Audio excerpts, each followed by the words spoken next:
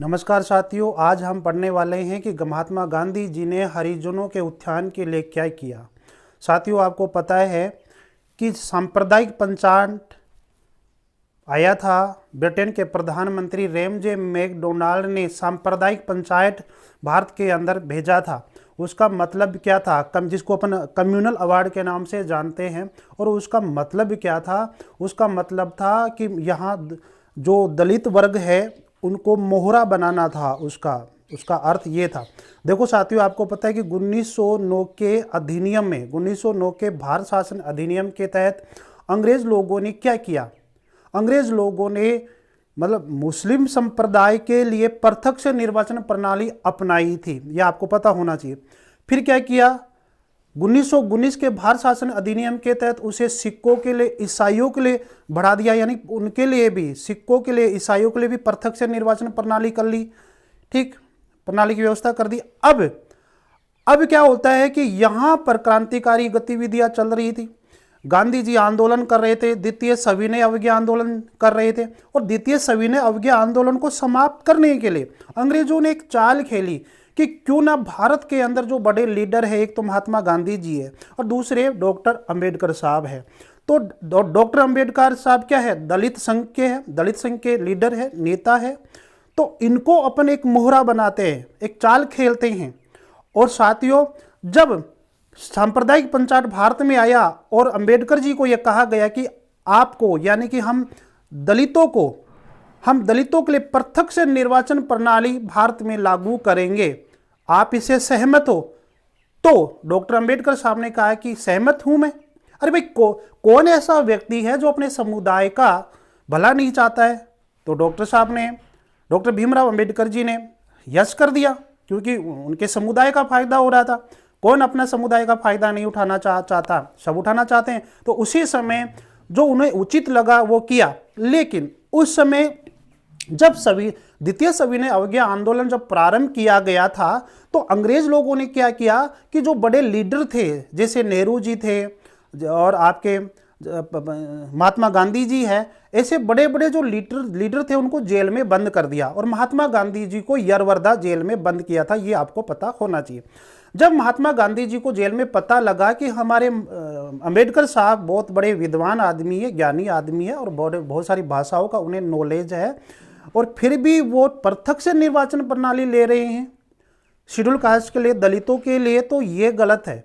उन्होंने क्या किया? अब उन्होंने आमरण अनशन शुरू किया था जेल के अंदर। महात्मा गांधी जी ने उस सांप्रदायिक पंचायत के विरोध में, डॉक्टर साहब ने जो सांप्रदायिक पंचायत के ऊपर जो यस किया, उन्होंने कहा कि मैं सांप्रदायिक पंचायत मेरे भारत के अंदर लागू करेंगे, इसके विरोध में जेल के अंदर ही महात्मा गांधी जी ने क्या किया? आमरण अनशन शुरू कर दिया कि या तो मैं तो मरूंगा या फिर सांप्रदायिक पंचायत को मत लागू करो। इसके लिए अब समस्या हो गई। अंग्रेज लोगों को पता चला कि हमारी जो चाल है वो नाकाम होने वाली है। तो इसलिए क्या किया कि अंग्रेज लोगों ने क्या किया कि 4 लोगों को महात्मा गांधी जी के पास यरवरदा जेल में भेजते हैं। वो 4 लोग कौन कौन से हैं साथियों? वो आप याद रखना, MRPC, ये याद रखना, MRPC। देखिए साथियों, M का मतलब होता है मदन मोहन मालवीय, मदन मोहन मालवीय। और R का मतलब डॉक्टर राजेंद्र प्रसाद। और P का मतलब हुआ पुरुषोत्तम दास टंडन, पुरुषोत्तम दास टंडन। और C का मतलब हो गया C राजा गोपालाचारी। MRPC के नाम से आप इनको याद कर सकते हैं। तो अंग्रेज लोगों ने अब चाल खेली कि अंबेडकर साहब को तो हमने दलितों के लिए प्रत्यक्ष निर्वाचन प्रणाली के लिए राजी कर लिया, अब ये लीडर तो आगे आएंगे नहीं, और हम अब क्या करेंगे? अब जो महात्मा गांधी जी जो नाराज हो गए, जो जेल में भूख हड़ताल पे बैठ गए हैं इस सांप्रदायिक पंचायत के विरोध में, तो क्यों न उनको पटाया जाए। तो कहते हैं, ये इतिहास कहता है कि अंग्रेज लोगों ने इन 4 व्यक्तियों को MRPC, मदन मोहन मालवीय, डॉक्टर राजेंद्र प्रसाद, पुरुषोत्तम दास टंडन और राजा गोपालाचार्य को जेल में भेजा। और उन लोगों ने महात्मा गांधी जी को कहा कि आप क्या करें, कि आप अंबेडकर साहब से नाराज हैं तो आप क्या करें कि अंबेडकर जी और आपके बीच में समझौता हो जाए कि आप क्या चाहते हैं, अंबेडकर जी क्या चाहते हैं। तो दोनों के बीच में समझौता किया गया था, पूना के अंदर समझौता किया गया था, जिसको पूना समझौता कहते हैं, 1932 के अंदर हुआ था। और इस पूना समझौते के तहत महात्मा गांधी जी ने जो अंबेडकर साहब को कहा, तो अंबेडकर साहब बड़े विद्वान आदमी थे, उन्होंने उनकी बात मान ली कि ठीक है, कोई बात नहीं, मैं प्रत्यक्ष निर्वाचन प्रणाली हमारे देश के अंदर अपन लागू नहीं करेंगे। महात्मा गांधी जी राजी हो गए, अंबेडकर साहब भी राजी हो गए, दोनों के बीच में अच्छा वो है समझौता हो जाता है। अब महात्मा गांधी जी की बात जब अंबेडकर साहब मान लेते हैं, तो अंबेडकर जी ने अब यानी पूना समझौते के बाद हरिजनों के उत्थान के लिए, दलितों के उत्थान के लिए काम चालू कर दिया। और जो उनका जो सविनय अवज्ञा आंदोलन था, उसके प्रति उनकी क्या हो गई थी, रुचि धीरे धीरे क्या हो गई थी, खत्म हो गई थी। अब महात्मा गांधी जी पूना समझौते के बाद में हरिजनों के उत्थान के लिए, दलितों के उत्थान के लिए काम शुरू करते हैं। ठीक है, अब होता क्या है कि गांधी जी ने हरिजनों के उत्थान के लिए क्या किया साथियों, सितंबर 1932 के अंदर अखिल भारतीय छुआछूत विरोधी लीग की स्थापना की थी। यह जरूर याद रखें, आपसे पूछा जा सकता है कि अखिल भारतीय छुआछूत विरोधी लीग की स्थापना किसने की, गांधी जी ने की या अंबेडकर साहब जी ने की? तो गांधी जी ने की थी। जनवरी 1933 के अंदर उन्होंने हरिजनों के उत्थान के लिए क्या किया, हरिजन नामक समाचार पत्र प्रकाशित किया था, हरिजन। लेकिन आप इनसे ये याद रखना कि इस हरिजन समाचार पत्र की जो आवृत्ति थी, भाई 1 महीने से प्रकाशित होता था, 10 दिनों से प्रकाशित होता था, ऐसे तो ये होता था 1 सप्ताह में 1 बार ये समाचार पत्र प्रकाशित होता था। इनको मिटा देता हूं मैं, कोई चक्कर हो पड़ जाएगा आप लोगों के। और ये अभी 8 मई 1933 को, क्योंकि द्वितीय सविनय अवज्ञा आंदोलन चल रहा था, जेल में बंद थे, यरवरदा जेल के अंदर महात्मा गांधी जी ने, इधर से सांप्रदायिक पंचायत आया था, तो उसके विरोध में क्या किया, 8 मई 1933 को वो तो जेल में थे ना, और जेल में रहते उन्होंने क्या किया, शुद्धि आंदोलन शुरू किया था। क्या किया था, शुद्धि आंदोलन शुरू किया था। क्योंकि उस समय हरिजनों के उत्थान के लिए वो क्या कर रहे हैं, हरिजनों के उत्थान के लिए वो कर रहे हैं कि हरिजनों के उत्थान के लिए वो एक शुद्धि आंदोलन कर रहे हैं कि उस समय जो हिंदू लोग थे वो हरिजनों के प्रति, दलितों के प्रति क्या करते थे, अमानवीय व्यवहार किया करते थे। तो इस अस्पृश्यता को, इस छुआछूत को जड़ से खत्म करना चाहते थे गांधी जी। इसलिए गांधी जी ने जेल में ही क्या किया था, 21 दिनों का 21 दिनों का शुद्धि आंदोलन किया था। ठीक है, वो एक तरह से भूख हड़ताल थी। क्या थी, भूख हड़ताल थी, ये जरूर याद रखें। और भूख हड़ताल के बाद में उनको रिहा कर दिया जाता है, जब हड़ताल पूरी होती है और उनको रिहा कर दिया जाता है। आगे देखिए, तो ये शुद्धि आंदोलन आप समझ गए, ये 21 दिनों तक उन्होंने भूख हड़ताल की थी। तो उस समय लोगों ने उसको समझाया कि महात्मा गांधी जी आप भूख हड़ताल मत कीजिए, शुद्धि आंदोलन मत कीजिए, आप मर जाओगे। तो गांधी जी ने कहा, गांधी जी ने एक कथन कहा था लोगों को कि छुआछूत को जड़ से समाप्त करो, या तो छुआछूत को जड़ से समाप्त करो या फिर मुझे अपने बीच से हटा दो। यह मेरी अंतर आत्मा की पुकार है, यह चेतना का निर्देश है। यह बात की थी। तो बोलो, छुआछूत, हरिजनों के उत्थान के लिए, अस्पृश्यता के लिए उन्होंने कितना बड़ा बलिदान कर रहे हैं महात्मा गांधी जी। जेल में शुद्धि आंदोलन कर रहे हैं, जेल में क्या कर रहे हैं, शुद्धि आंदोलन कर रहे हैं। अब क्या हुआ कि वो जेल में थे, तो मई 1933 में गांधी जी को रिहा कर दिया गया था, क्योंकि आंदोलन हो रहा था, हड़ताल हो रही थी। एक तरह से सविनय अवज्ञा आंदोलन था, उसकी टेंशन थी। दूसरी तरफ उन्होंने भूख हड़ताल की, उससे उनका तबीयत बिगड़ जाती है। तो महात्मा गांधी जी को अंग्रेज लोगों ने क्या किया कि रिहा कर दो, क्या कर दो, रिहा कर दो। तो गांधी जी को रिहा कर दिया जाता है। फिर जब छूट जाते हैं, उन्होंने उस समय क्या किया कि 12 सप्ताह के लिए, लगभग 2.5 महीने के लिए उन्होंने जो द्वितीय सविनय अवज्ञा आंदोलन था उसको स्थगित कर दिया, समाप्त कर दिया। ठीक है, गांधी जी की बात लोगों ने मान ली कि ठीक आप स्थगित कर रहे हो तो ठीक है, स्थगित कर देते हैं, स्थगित कर दिया।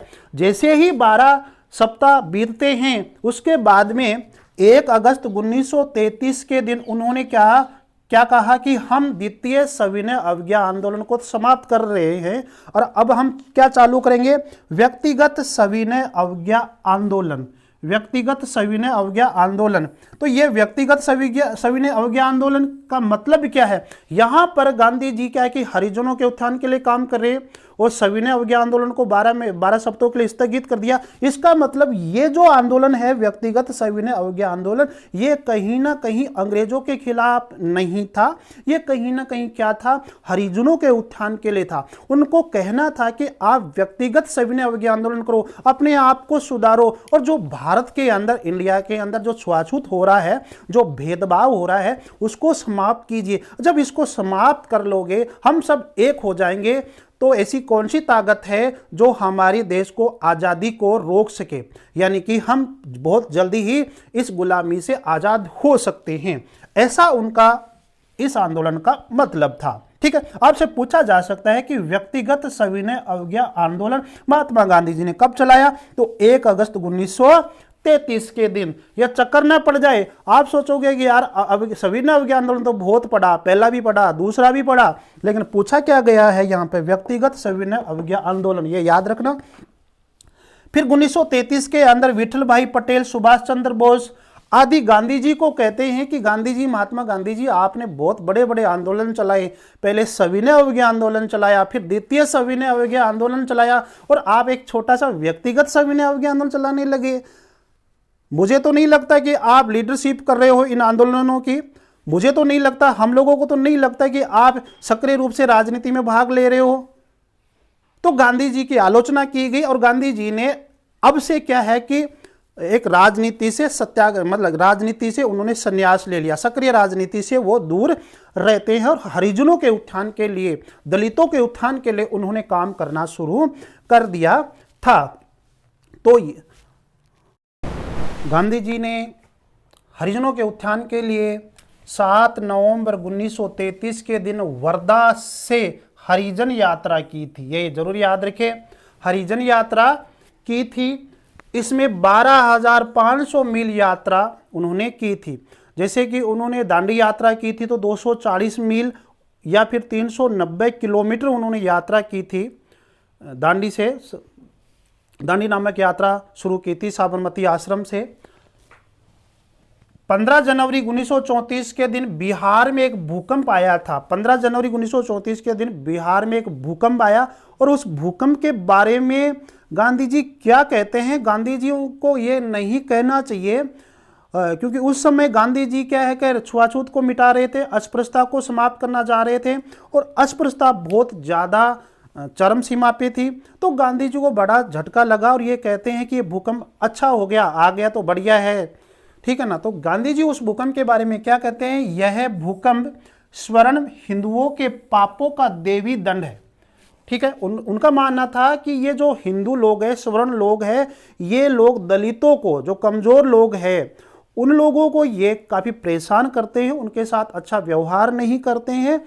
तो तब उन्होंने कहीं ना कहीं ये पंक्ति उनके दिल दिमाग से निकल गई होगी। तो गांधी जी के यहाँ पे आलोचना होती है, बहुत सारे लोग यहाँ पे आलोचना करते हैं।